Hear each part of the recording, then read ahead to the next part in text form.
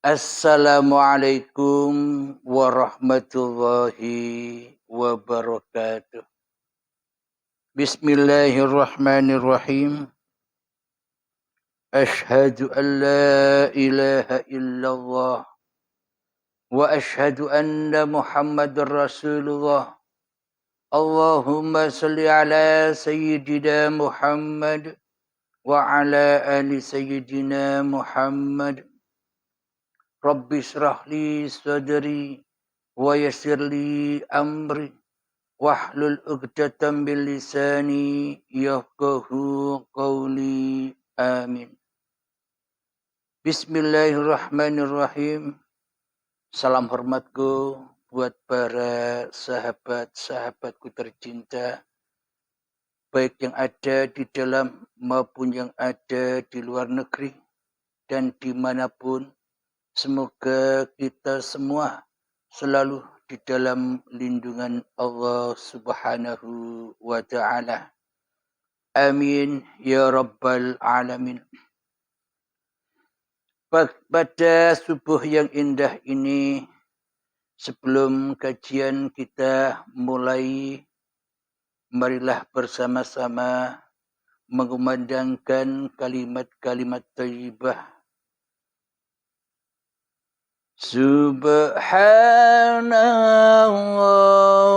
walhamdulillah wa la ilaha illallah wallahu akbar wa la hawla wa la quwwata illa billahil aliyyil azim. Alhamdulillahi rabbil alamin. Pada sesi kali ini, semalam ada sahabat kita yang datang dari Malaysia bertanya kepada saya lewat komentar di YouTube. Kang Mas, bila sudah mengenal Allah, bila sudah tahu Allah, bila sudah bertemu Allah, apakah kita masih wajib mengerjakan sholat 5 waktu? Apakah kita masih wajib mengerjakan semua perintah-perintah ibadah-ibadah yang diperintahkan di dalam agama? Apakah bisa ditinggalkan bila kita sudah mengenal Allah? Bila kita sudah tahu Allah? Bila kita sudah bertemu Allah? Pertanyaan sahabat kita dari Malaysia bertanya demikian. Alhamdulillahirabbil alamin. Manusia bila masih tahu diri manusianya, itu tandanya manusia belum mengenal Tuhannya. Maka wajiblah manusia bila belum mengenal Tuhannya, wajib bersyariat. Kenapa? Tujuan syariat itu, tujuan syariat agama apapun, sebenar-benarnya itu bertujuan supaya manusianya bertuhan di dalam syariat-syariat agamanya. Tujuan manusia diutus untuk bersyariat supaya manusia di dalam hatinya tidak jadi Tuhan lagi di dalam syariat-syariatnya. Apa buktinya?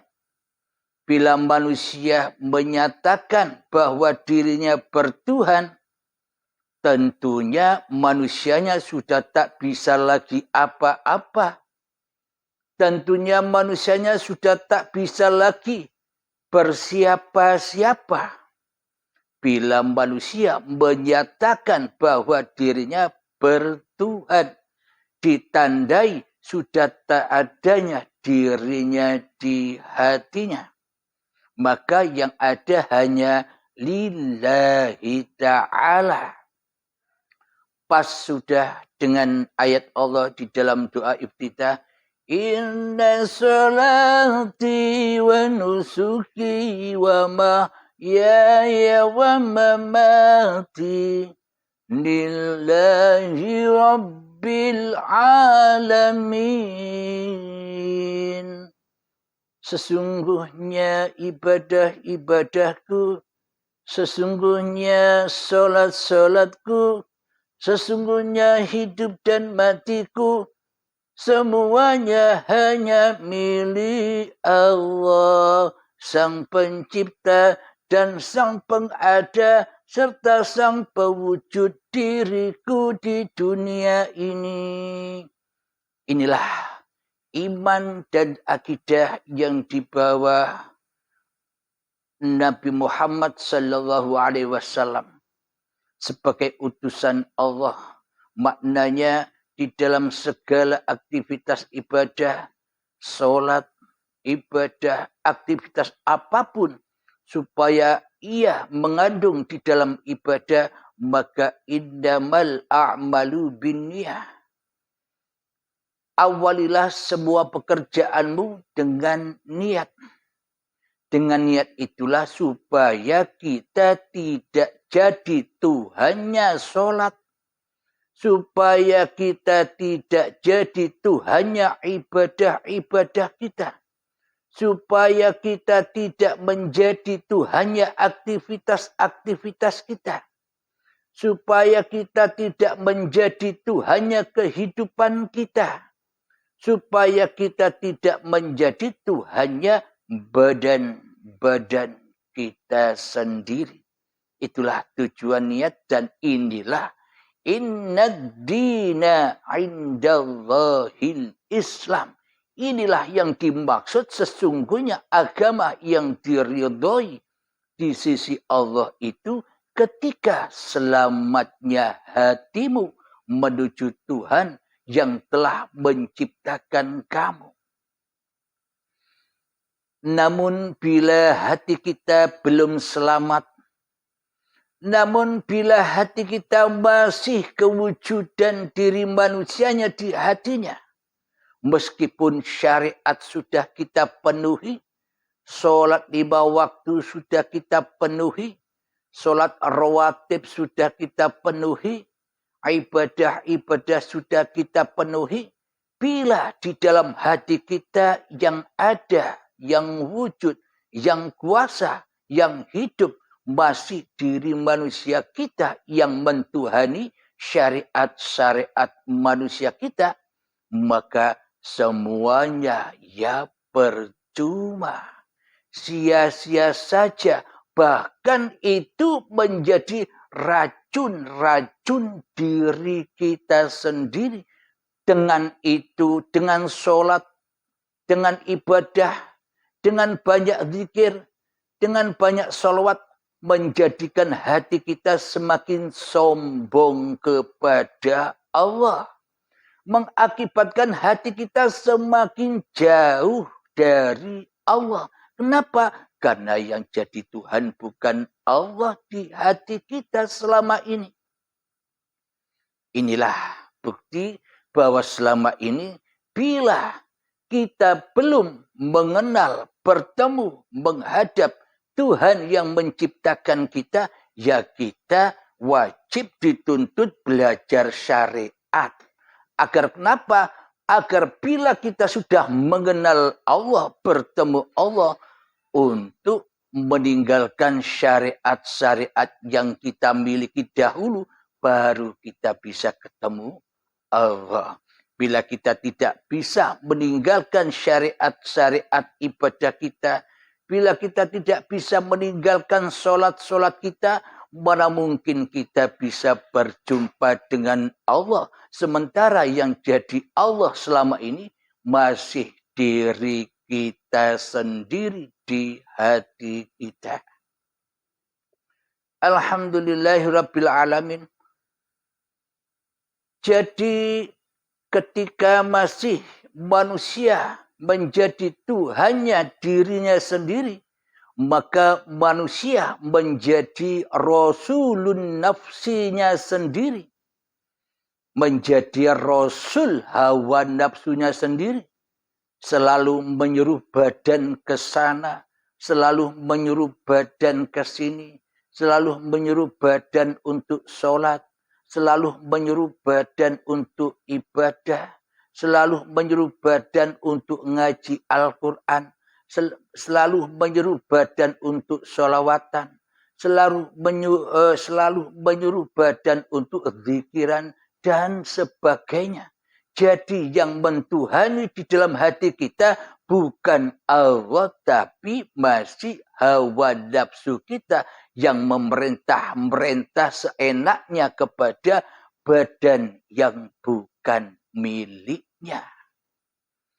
Dikira badan ini ciptaan kita, dikira badan ini ciptaan manusia kita, kok seenak-enaknya kita menyuruh-nyuruh badan, kok seenak-enaknya kita merosuli badan, kok seenaknya kita mengutus-utus badan, kok seenak-enaknya kita menyuruh-nyuruh badan, bila badan bukan milik kita.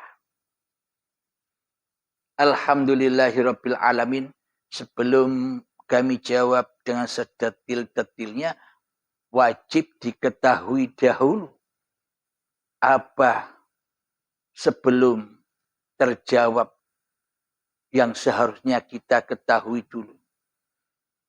Sebelum arafa rabbahu, sebelum kita mengenal Allah, kita wajib arafa nafsahu dahulu.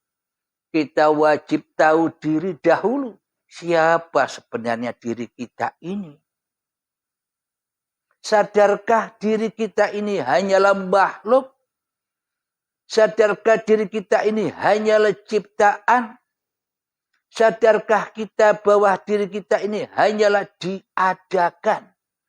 Sadarkah bahwa diri kita ini hanyalah diperankan? Bukan menjadi pemeran, akan tetapi kita ini diperankan. Sama seperti baju yang saya pakai ini, hanya diperankan menghadap di kamera. Bila baju ini tak saya pakai, maka baju ini takkan pernah Anda lihat. Sama dengan peci saya ini, hanyalah peran. Saya perankan, tak taruh di kepala saya untuk menghadap kamera ini. Bila topi kopiah ini tidak saya pakai, ya tak akan ada. Maka topi, baju, sarung, semua tak punya kuasa tanpa yang memiliki sarung, baju, dan kopiah ini. Jadi pemiliknya lah yang lebih berkuasa untuk memilih memakai yang mana daripada kopiah, baju, dan sarungnya. Masa kopiah, baju, sarung bisa jalan-jalan sendiri? Masa kopiah, baju, sarung bisa sholat-sholat sendiri? Masa kopiah, baju, sarung bisa ibadah-ibadah sendiri? Alhamdulillahirabbil alamin. Maka dari itu, arafa nafsahu dahulu, siapa dirimu? Sebenarnya dirimu itu tak ada apa-apanya, tak ada siapa-siapanya dibanding Allah. Di dalam surat Al-Insan, sudah datangkah saat itu ketika manusia belum bisa disebut-sebut? Al-Insan ayat pertama. Itulah hakikat diri manusia kita yang laisa kamislihi syai'un. Yang tidak bisa apa-apa dan yang tak bisa bersiapa-siapa. Jadi mayoritas manusia menyatakan Allah itu laisa kamislihi syai'un. Allah tidak seperti apa-apa dan Allah tidak seperti siapa-siapa. Bila begitu, hawa nafsu berkuasa terus untuk menjadi Tuhannya manusia. Bila Allah tidak seperti apa-apa dan bila Allah tidak seperti siapa-siapa, berarti hawa nafsu kitalah yang bisa membuat apa-apa. Hawa nafsu kitalah yang bisa menyaksikan siapa-siapa. Berarti hawa nafsu tidak rela bila hawa nafsu ini ditiadakan perannya. Jadi membuat dalih Allah laisa kamitslihi syai'un, kata iblis dan setan, supaya manusia tidak sibuk-sibuk mencari Tuhan lagi. Agar apa? Agar kita tidak sibuk-sibuk mencari Tuhan. Wong Tuhan tidak seperti apa-apa. Wong Tuhan tidak seperti siapa-siapa. Mau dicari kemana lagi?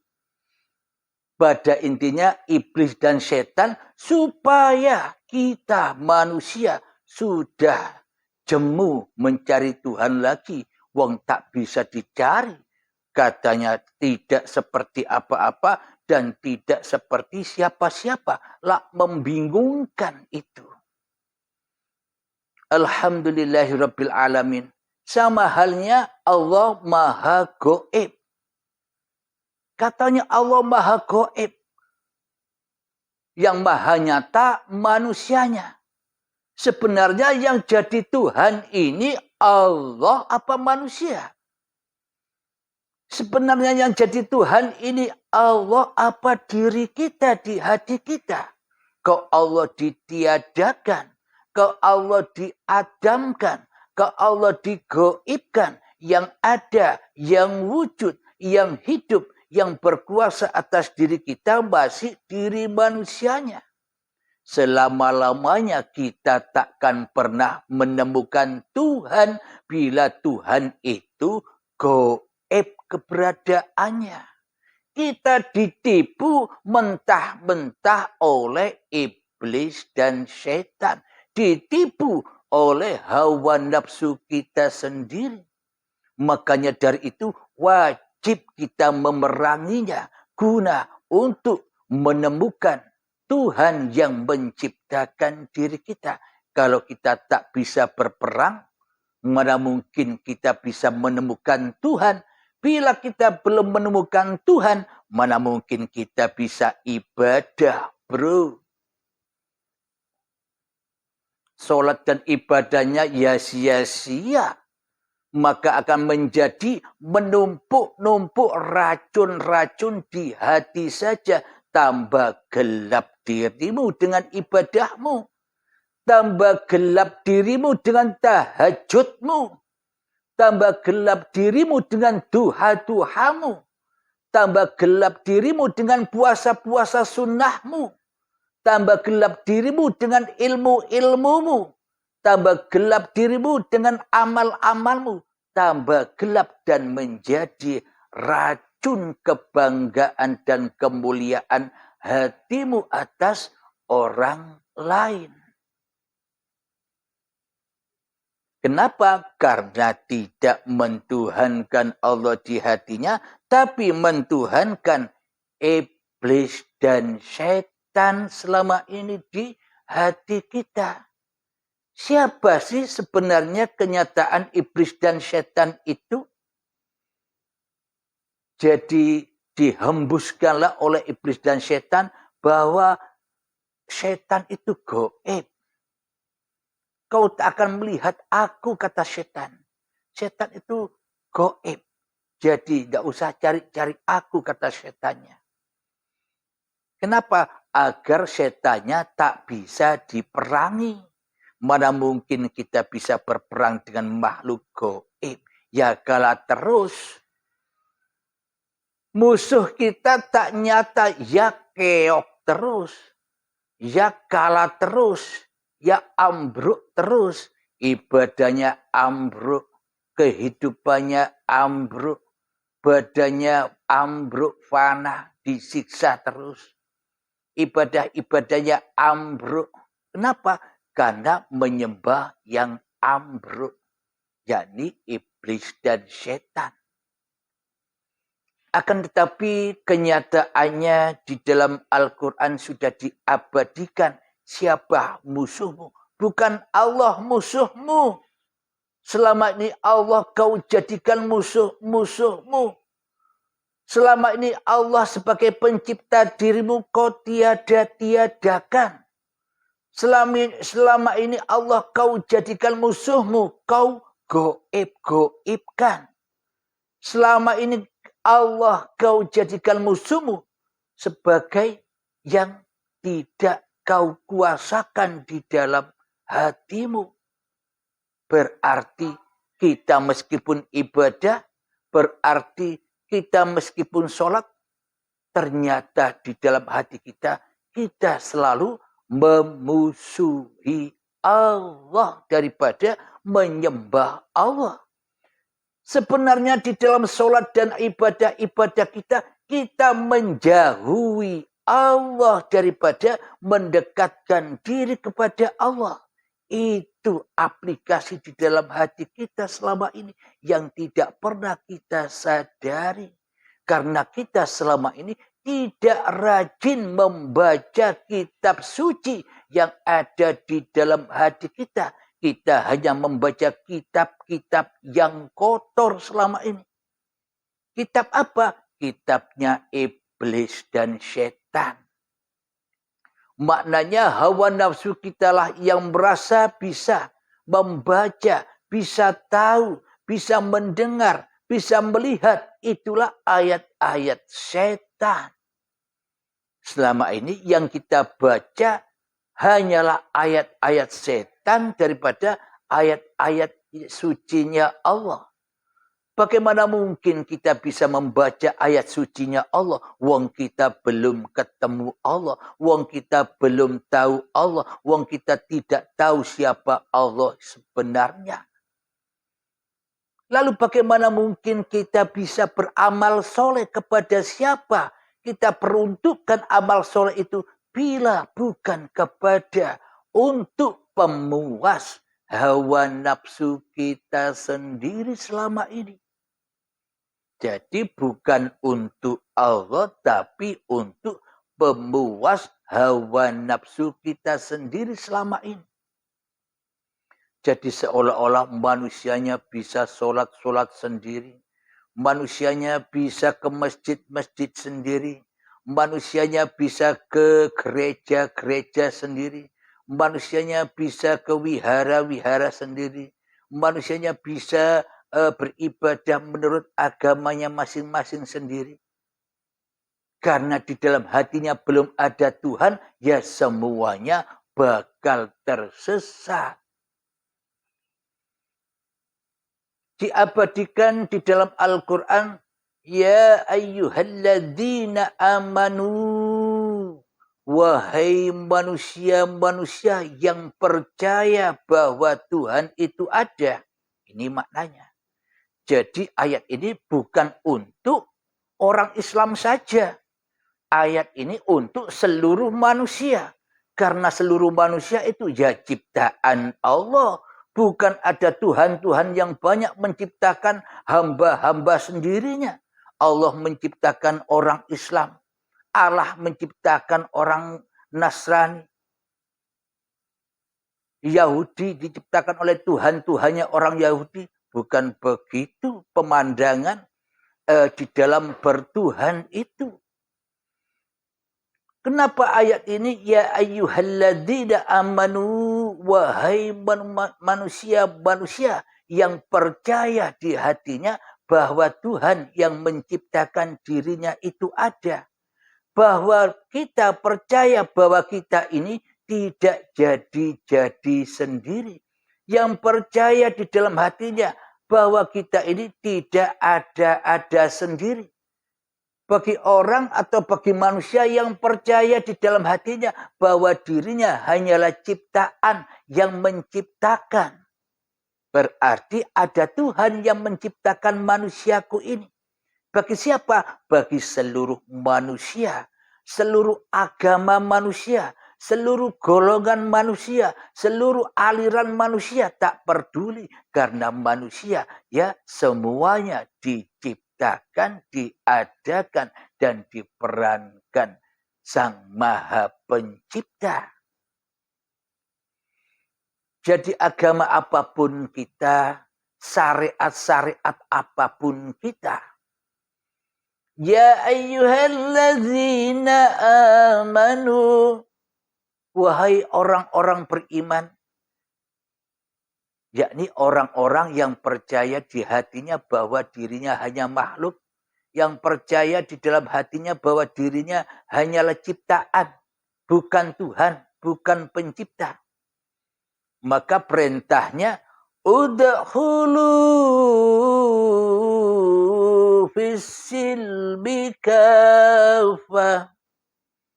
Masuklah kalian ke dalam agama keselamatan yang sempurna dan keseluruhan. Maknanya bila kau percaya dengan adanya aku, kata Allah, masuklah ke dalam dirimu agar kau tahu bahwa aku sebagai Tuhanmu, bahwa aku sebagai penciptamu, bahwa aku yang mengadakanmu, bahwa aku yang memeliharamu, bahwa aku yang mengasuhmu, bahwa aku yang mencukupimu, bahwa aku yang menghidupimu, bahwa aku yang mengasihi sayangimu. Masuklah ke dalam dirimu supaya dirimu selamat. Alhamdulillahirabbil alamin.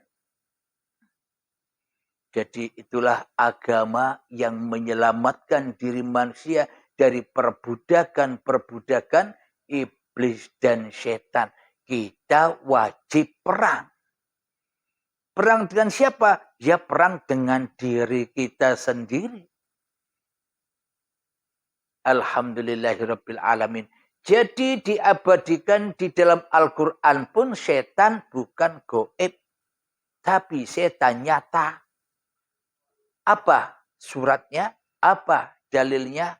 Apa ayatnya? Inna syaitana lakum aduwwum mubin. Sesungguhnya syaitan itu adalah musuh yang nyata bagimu. Coba cek hati kita sendiri-sendiri. Siapa yang paling nyata, yang paling wujud, yang paling ada, yang paling hidup, yang paling berkuasa di dalam hati kita? Siapa? Allah kah atau diri kita?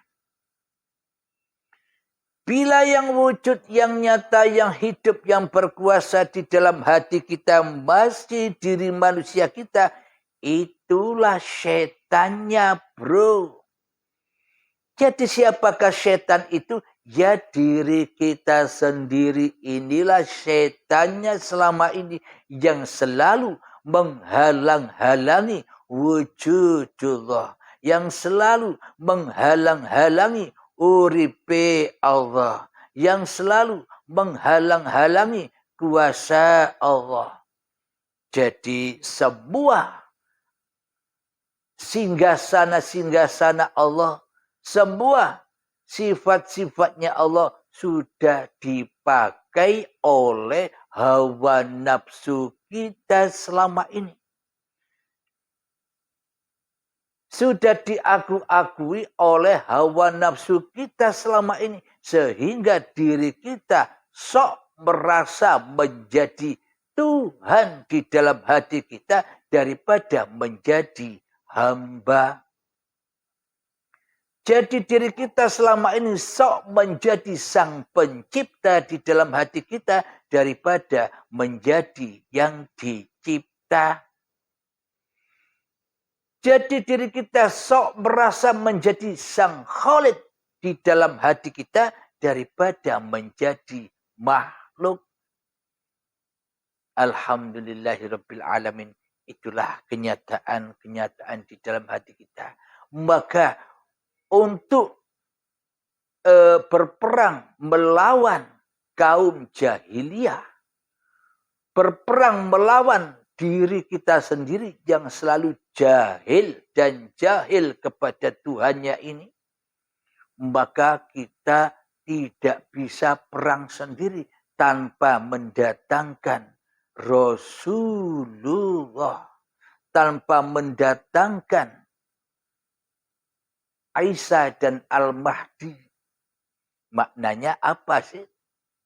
Isa dan Al-Mahdi, ya belajar ilmu hakikat dan ma'rifat secara benar.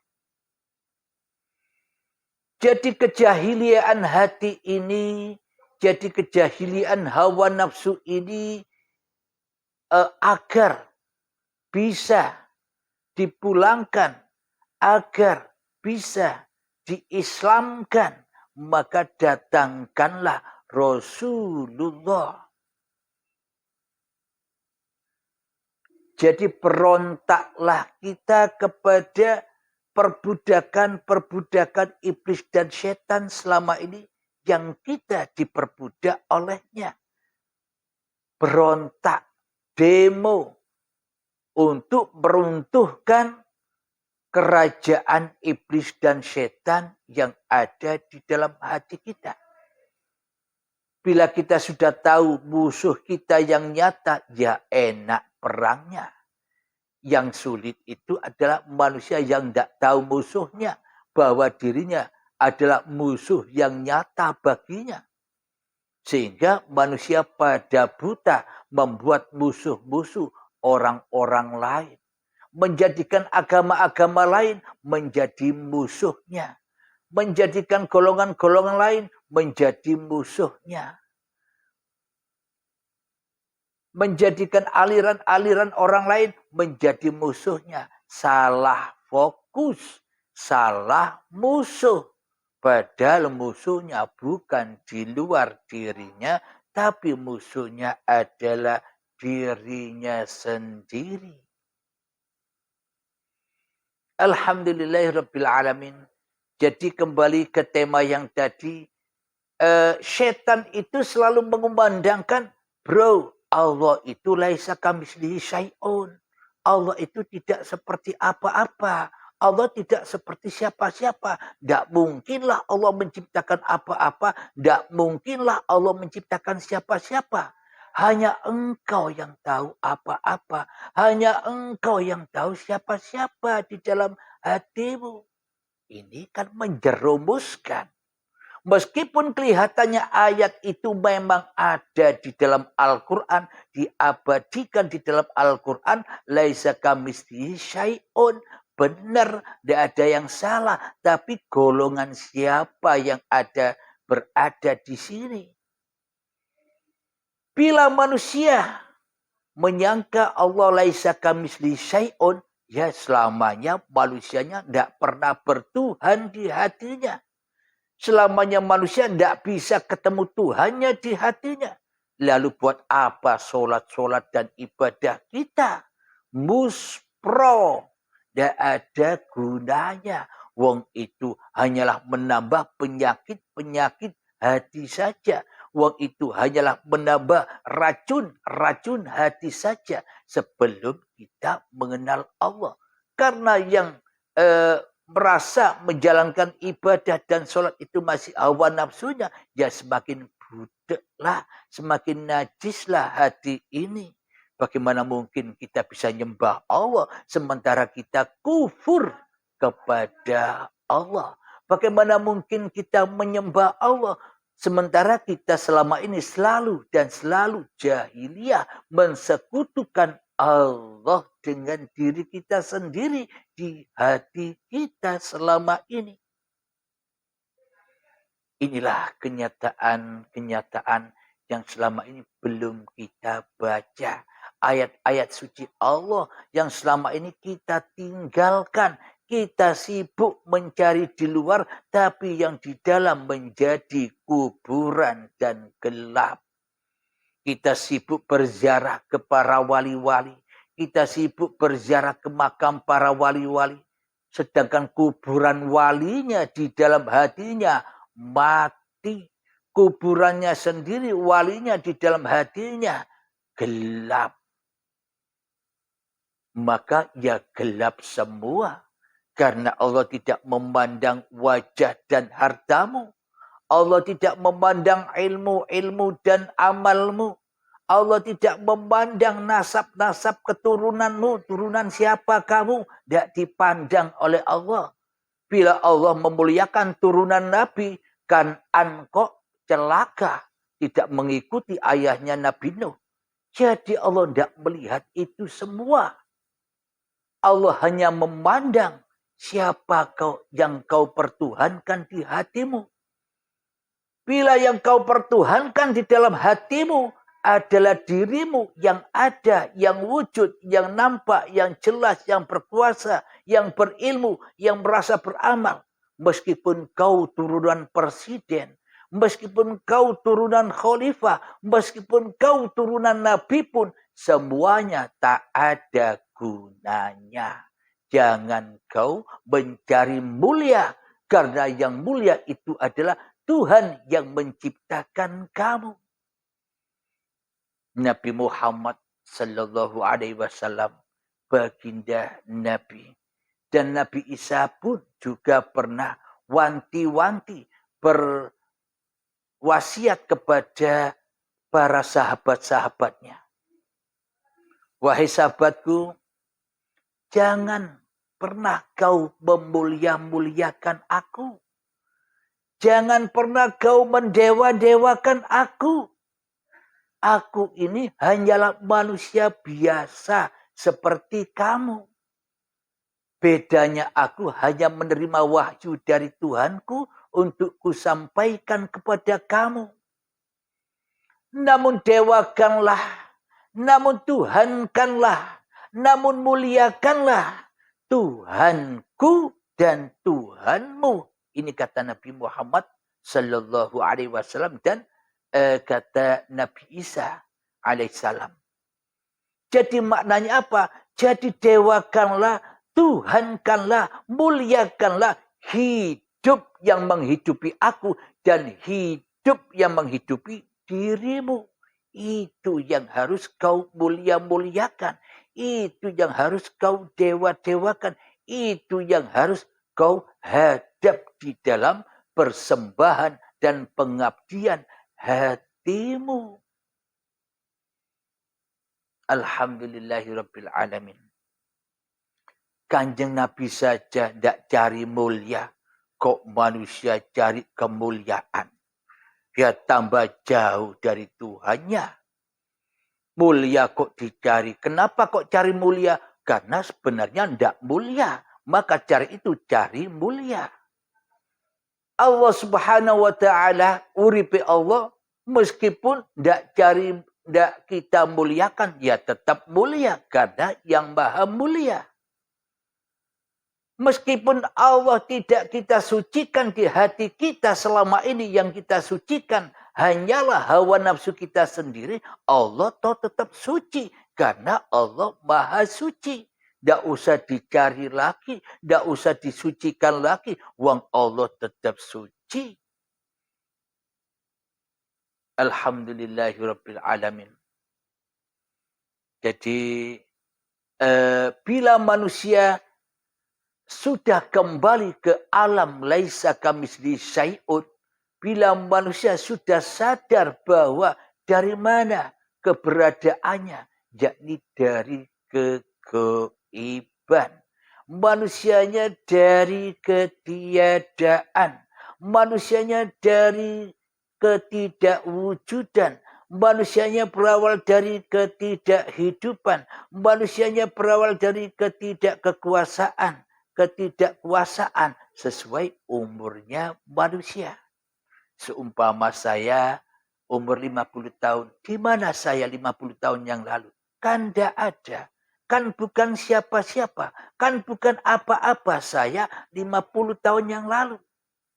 Nah, bila laisa kamitslihi kita sandarkan kepada Allah, maka selamanya kita yang jadi Tuhan di hati kita. Ora bisa nembokke pangerane. Akan tetapi bila manusia kita rela, ridho bahwa manusia kitalah yang tak bisa berapa-apa dan tak bisa bersiapa-siapa, maka nyatalah la ilaha illa anta al-malikul haqqul mubin, maka nyatalah Allah bagi manusia yang diciptakan Tuhannya. Maka nyatalah Allah. Manusia gaib, Allah wujud. Manusia Adam, Allah wujud. Manusia mati, Allah hidup. Nah, sama dengan Allah Maha Gaib. Bagi golongan siapa? Ya bagi golongan orang-orang yang belum kenal Tuhan. Yang diwujudkan hanya manusianya, Allahnya gaib. Ya tak bisa nyembah. Bila Allah itu tak ada, buat apa kita nyembah Allah? Bila Allah itu gaib, buat apa kita nyembah Allah? Ya muspro. Yang kita sembah selama ini hanya yang wujud di dalam hati kita. Yo awake dhewe sing dadi pangeran, mengerani awake dhewe. Alhamdulillahirabbil alamin. Jadi Allah Maha Gaib pun juga bagi golongan siapa? Bagi orang-orang yang jadi Fir'aun. Bagi orang-orang yang lebih wujud daripada wujud Tuhannya di hatinya. Itulah Fir'aun. Apa bedanya dengan Fir'aun? Kira-kira Fir'aun sholat diterima sholatnya? Kira-kira Fir'aun ibadah diterima ibadahnya? Ya semua jadi racun yang meracuni Fir'aunnya. Ya ora ono gunane. Jadi untuk sholat dan ibadah ya kita wajib dulu. Awaluddin ma'rifatullah. Bila kita tak tahu Allah, bila kita tak kenal Allah, bagaimana mungkin kita dikatakan beragama? Bagaimana mungkin kita dikatakan bertuhan? Wong ra ono pangeran di jero dodone kejaba awake dhewe. Yang musprolah. Ya tidak bisa ibadah kecuali nyembah-nyembah awake dhewe, mulia-muliaake awake dhewe, bangga-banggake awake dhewe. Alhamdulillahirabbil alamin. Jadi kembali ke tema awal dari pertanyaan sahabat yang ada di Malaysia. Mohon maaf, minum dulu ya.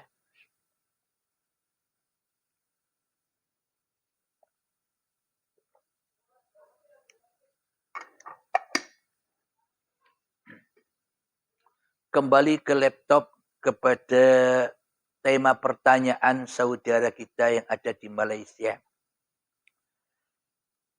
Kang Mas, bila kita sudah mengenal Allah, sudah tahu Allah, sudah bertemu Allah, apa kita masih wajib sholat 5 waktu? Apa kita masih wajib ibadah-ibadah di syariat itu?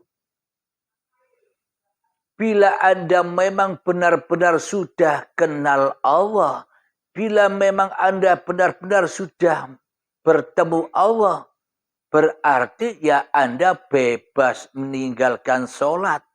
Anda bebas meninggalkan ibadah. Anda bebas meninggalkan seluruh aktivitas-aktivitas Anda. Wong mengenal Allah, wong bertemu Allah itu harus mati dulu. Kalau tidak mati, mana mungkin bisa ketemu Allah. Kalau tidak mati, mana mungkin bisa menghadap Allah. Bila tidak mati, apa bisa berjumpa dengan Allah? Bila Anda sudah mati, apa wajib sholat? Bila Anda sudah mati, apa wajib ibadah? Bila Anda sudah mati, apa wajib melaksanakan kewajiban-kewajiban di dalam kehidupan ini? Bila Anda mati, bila Anda menyangka, bila Anda mengakui sudah kenal Allah, sudah bertemu Allah, berarti kan Anda mati. Bila sudah mati ya bebas, enjoy saja. Ya tidak bisa apa-apa lagi.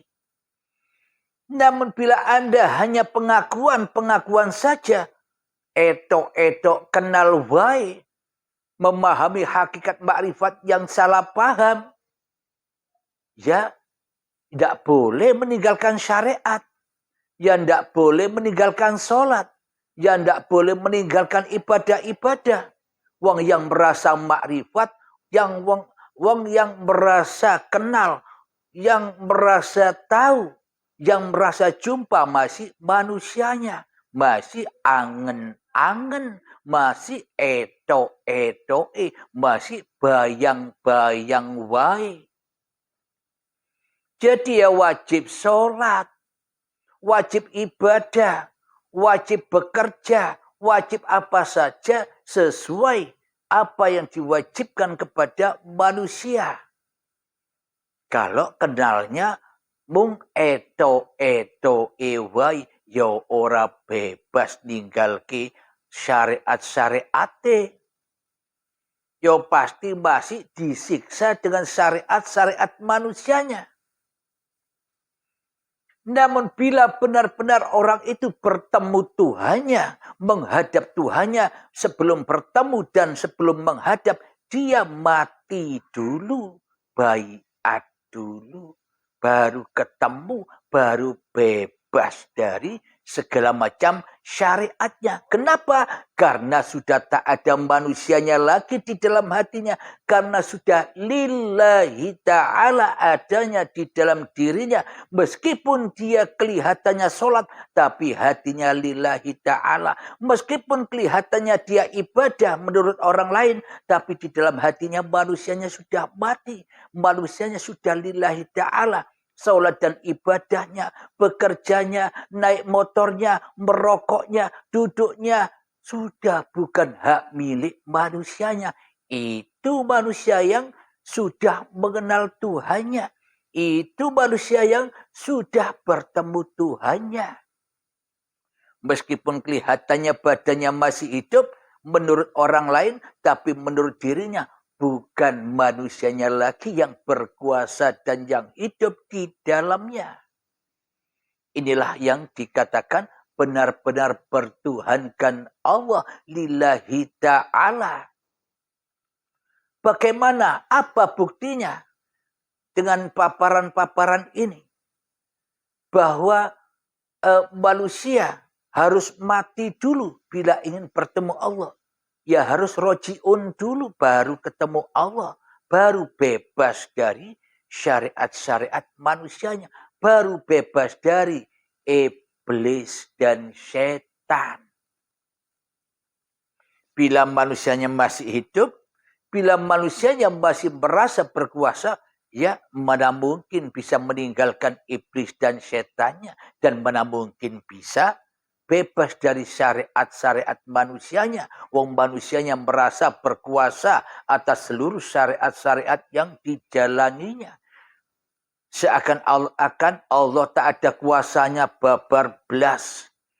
Seakan-akan Allah sebagai Tuhan yang menciptakan manusia, tidak ada perannya sekali bagi kita selama ini.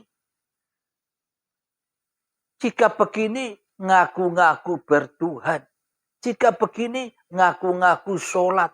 Jika begini, ngaku-ngaku ibadah. Jika begini, ngaku-ngaku mulia. Sementara kita tidak kenal Allah. Mung eto iwai. Mung koyo iwai. Dan tidak mungkin kita dibebaskan meninggalkan syariat. Meninggalkan sholat. Meninggalkan ibadah. Meninggalkan zikiran. Meninggalkan sholawat. Meninggalkan ngaji. Meninggalkan ritual. Bila kita masih hidup, ya tidak boleh bisa. Tidak bisa meninggalkan itu semua. Wong itu semuanya kita akui milik kita selama ini. Jadi bila Anda ingin bebas tidak sholat lagi, ingin bebas tidak ibadah lagi, ingin bebas tidak hidup lagi, yo mati yo. Matikan dirimu sebelum matimu. Maka kalau sudah mati, maka nyatalah wajahullah bagi dirinya. Inilah yang sering disebutkan oleh Kanjeng Nabi Muhammad, innamal a'malu binniyah. Dirikanlah niatmu di dalam apapun laku-laku yang kelihatannya kamu yang melakukan. Supaya kamu dengan niat ini tidak jadi Tuhan lagi. Kelihatannya Anda sholat bila Anda sudah mengenal Allah.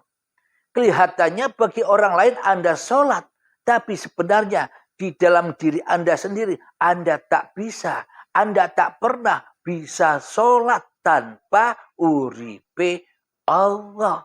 Itulah bukti Anda bebas meninggalkan sholat karena bukan Anda yang sholat. Itulah bukti bahwa Anda bisa meninggalkan ibadah-ibadah karena sesungguhnya bukan Anda yang bisa ibadah. Anda bisa meninggalkan seluruh kewajiban-kewajiban Anda sebagai orang tua karena Anda bukan yang mencukupi segala kebutuhan keluarga Anda. Bukan Anda yang berkasih sayang. Bukan Anda yang memenuhi kebutuhan keluarga Anda. Tapi uripe Allah lah yang menghidupi Anda. Yang mengasihi sayangi. Yang menafkahi keluarga Anda. Jangan sok bangga dan mulia atas semua usaha-usahamu. Inilah jawaban dari pertanyaan saudaraku yang di Malaysia. Kalau sudah kenal Allah, kalau sudah ketemu Allah, apa kita masih mengerjakan syariat-syariat? Ya enggak usah. Kalau kita sudah nyata-nyata kenal Allah. Kalau kita sudah nyata-nyata mati di dalam uripe Allah. Karena Anda tidak usah repot-repot lagi sholat. Biar Allah yang menyolatkan Anda. Karena Anda sudah tak repot-repot lagi ibadah. Biar Allah yang mengibadahkan Anda. Biar Allah yang memerankan Anda maksudnya. Biar Allah yang menghidupi Anda maksudnya. Biar Allah yang menguasai Anda maksudnya. Biar Allah yang merasuli Anda maksudnya. Biar Allah yang mengutus Anda maksudnya. Biar Allah yang menyuruh Anda maksudnya. Itulah yang dimaksud alam baka. Itulah alam lillahi ta'ala. Mari kita lihat jari-jari di Al-Quran untuk menguatkan iman kita semua. Bahwa sebenarnya yang dipaparkan ini plek semuanya Al-Quranul Karim. Tidak ada yang melenceng dari Al-Quran. Mari kita tengok iman yang dimiliki oleh Kanjeng Nabi Muhammad sebagai panutan seluruh manusia. Mari kita lihat bagaimana sebenarnya imannya Nabi Muhammad itu setelah berperang melawan hawa nafsunya di Gua Hira. Iqra ya Muhammad, bacalah. Nabi Muhammad bingung. Apa yang mau dibaca? Aku tidak tahu. Ma'ana biqori, aku tidak bisa membaca. Karena apa yang harus kubaca? Aku tidak tahu apa-apa. Dilanjutkan lagi oleh malaikat Jibril. Iqra bismi rabbikal ladzi khalaq. Bacalah dirimu dengan nama Tuhanmu yang telah menciptakan kamu. Jadi mana mungkin Nabi Muhammad bisa membaca diri Muhammadnya tanpa uripe Allah? Jadi bagaimana mungkin kita bisa membaca diri kita tanpa uripe Allah? Jadi bagaimana mungkin kita bisa membaca diri kita sendiri tanpa diri Allah? Itulah iman Kanjeng Nabi Muhammad yang sesuai seluruh pemaparan-pemaparan yang ada di uripe Allah itu. Yaitulah mengembalikan lagi iman-iman yang selama ini nyeleweng dari keimanannya. Iman-iman yang terputus dari junjungannya. Iman-iman yang sudah putus talinya dengan ajaran-ajaran yang murni yang dibawa oleh Kanjeng Nabi Muhammad sallallahu alaihi wasallam. Karena ajaran Kanjeng Nabi Muhammad tidak murni lagi di era yang sekarang ini, maka hancurlah ajaran Kanjeng Nabi Muhammad sehingga terciptalah bermacam-macam agama, bermacam-macam golongan, bermacam-macam aliran, bermacam-macam madhab. Kenapa? Karena tak murni lagi iman yang seperti imannya Kanjeng Nabi Muhammad. Maka dari itu tujuan diadakan channel Uripe Allah ini hanyalah untuk memurnikan kembali iman yang sebenarnya iman yang dimiliki oleh junjungan kita semua. Contoh suri tauladan yang dicontohkan oleh hati Kanjeng Nabi Muhammad untuk seluruh manusia, rahmatan lil alamin. Bagi siapa saja, agama apa saja, bila mengikuti, bila memahami bahwa tiada hidup kecuali Allah, semua manusia bakal mati kabeh kemanusiaannya, kembali kepada Tuhannya yang telah menciptakannya. Apapun agamanya, apapun golongannya, apapun alirannya, sama. Tidak peduli agama apa. Bila hatinya sudah sadar, ya Islam. Selamat kepada Allah. Tapi meskipun agamanya Islam, kita tidak kenal dengan iman yang dimiliki oleh Kanjeng Nabi Muhammad. Ya podo wae. Orang disebut Islam di sisi Allah, tapi tersesat. Islami menggo menungso wae. Di dalam surat Al-Anfal yang artinya rampasan perang, maknanya Kanjeng Nabi Muhammad sudah bisa mengalahkan hawa nafsunya, mentiadakan Muhammadnya di hatinya setelah dibaiat oleh Jibril. Maka memang perlu baiat.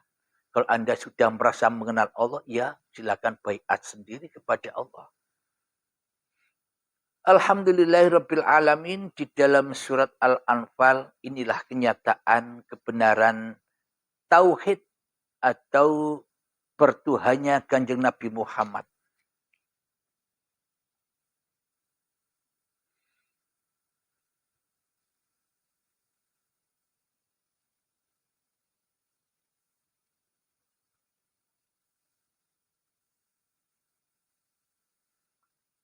Bismillahirrahmanirrahim. Al-Anfal ayat yang ke-16.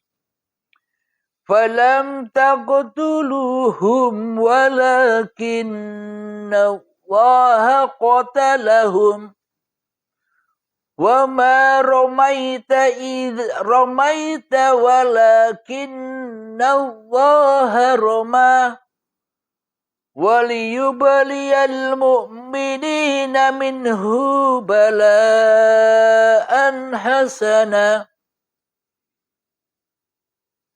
innallaha sami'un basir. Yang artinya, maka sebenarnya bukan kamu yang membunuh mereka, melainkan Allah yang membunuh mereka. Dan bukan engkau yang melempar ketika engkau melempar, tetapi Allah yang melempar. Allah berbuat demikian untuk membinasakan mereka dan baik dan untuk memberi kemenangan kepada orang-orang mukmin dengan kemenangan yang baik. Sungguh Allah Maha mendengar dan Maha mengetahui. Jadi yang dimaksud bagi orang-orang yang sudah menang melawan hawa nafsunya, siapa yang memenangkan? Ya Allah Dewi. Jadi inilah ketika apa imannya Kanjeng Nabi Muhammad, ketika tiadanya diri Muhammadnya di hati Kanjeng Nabi Muhammadnya yang ada, yang wujud, yang hidup, yang berkuasa, yang beraktivitas hanya Allah. Alhamdulillahirabbil alamin. Sama kita aplikasikan, kita logikakan dengan kehidupan kita sehari-hari. Wahai Halim, bukan engkau yang bisa bangun tidur sampai tidur lagi itu. Akulah yang memerankanmu. Akulah yang membangunkanmu. Akulah yang mendudukkanmu. Akulah yang memandikanmu. Akulah yang memakaian kamu. Akulah yang menyolatkan kamu. Akulah yang mempekerjakan kamu. Akulah yang mengibadahkan kamu. Akulah yang merokokkan kamu. Mohon maaf.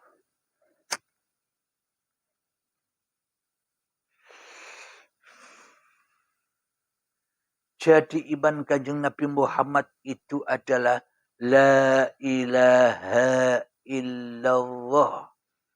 Tiada Tuhan selain Allah. Tiada yang berkuasa atas diri Muhammadnya di dalam hatinya kecuali Allah. Bila kita sudah sama persis imannya dengan kanjeng Nabi Muhammad, La ilaha illallah, maka kita sudah bebas dari sholat.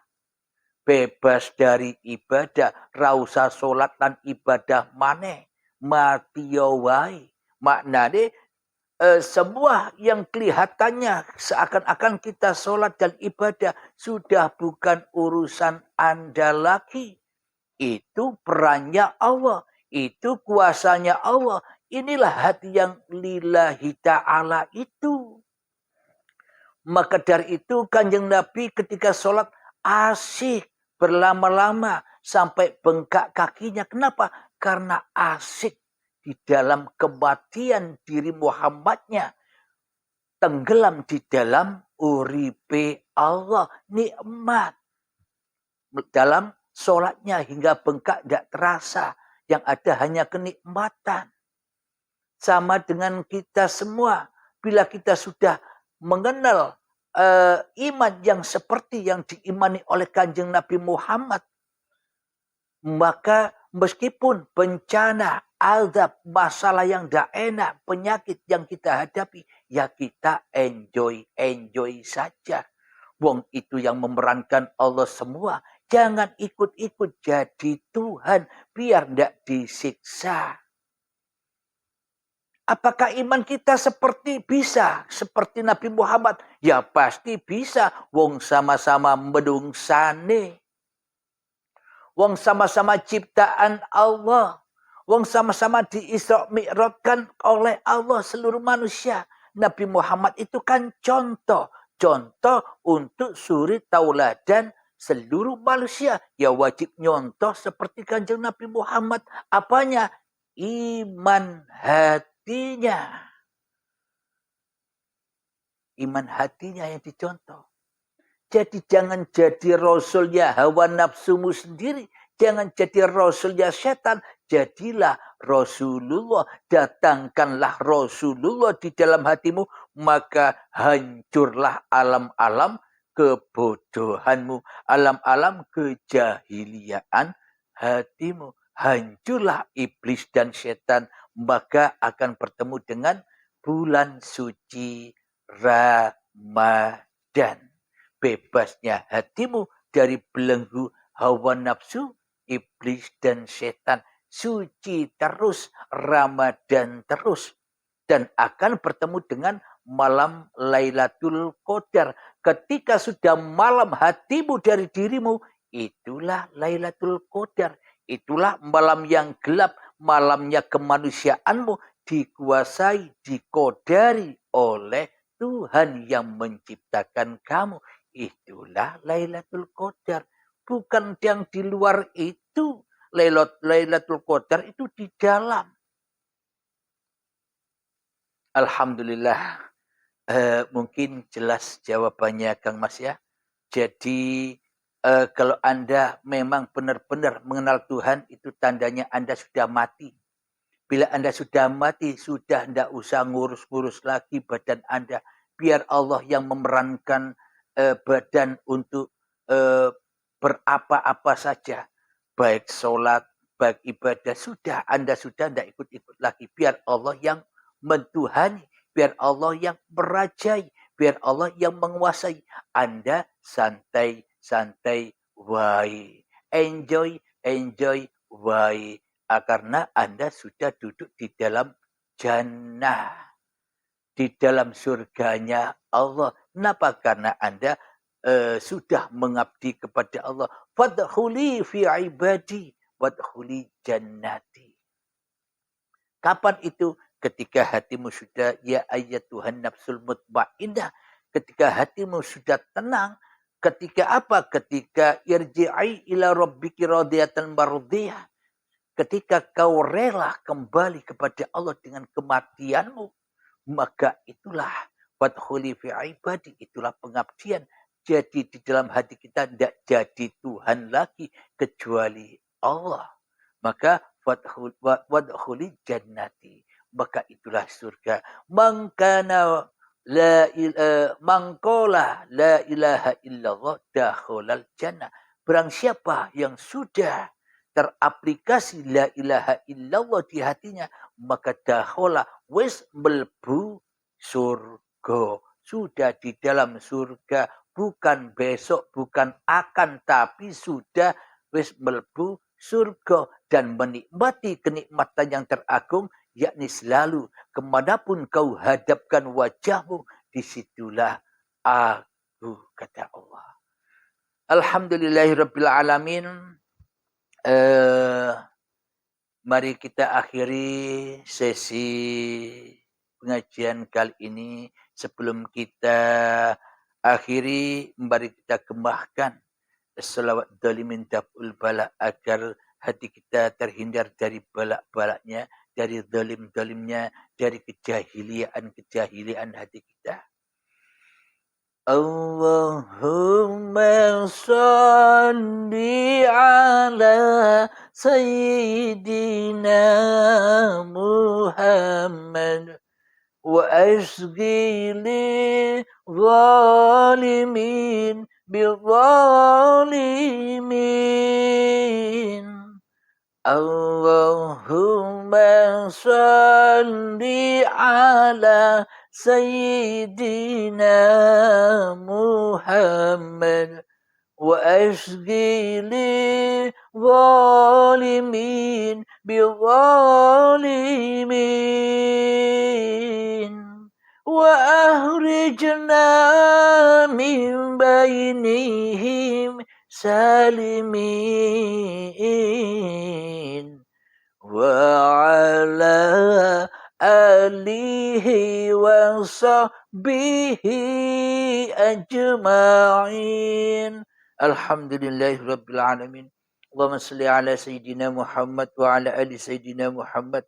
Allahumma ya qadiyal hajat, Allahumma ya mujibad da'awat, Allahumma ya rafi'ad darajat, Allahumma ya muhillal muskilat, Allahumma ya syafiyal amrad, Allahumma ya kafiyal muhimmat, Allahumma ya dafi'al baliyat, Allahumma akhtim lana bil iman, Allahumma akhtim lana bil islam, bijahi sayyidil mursalin.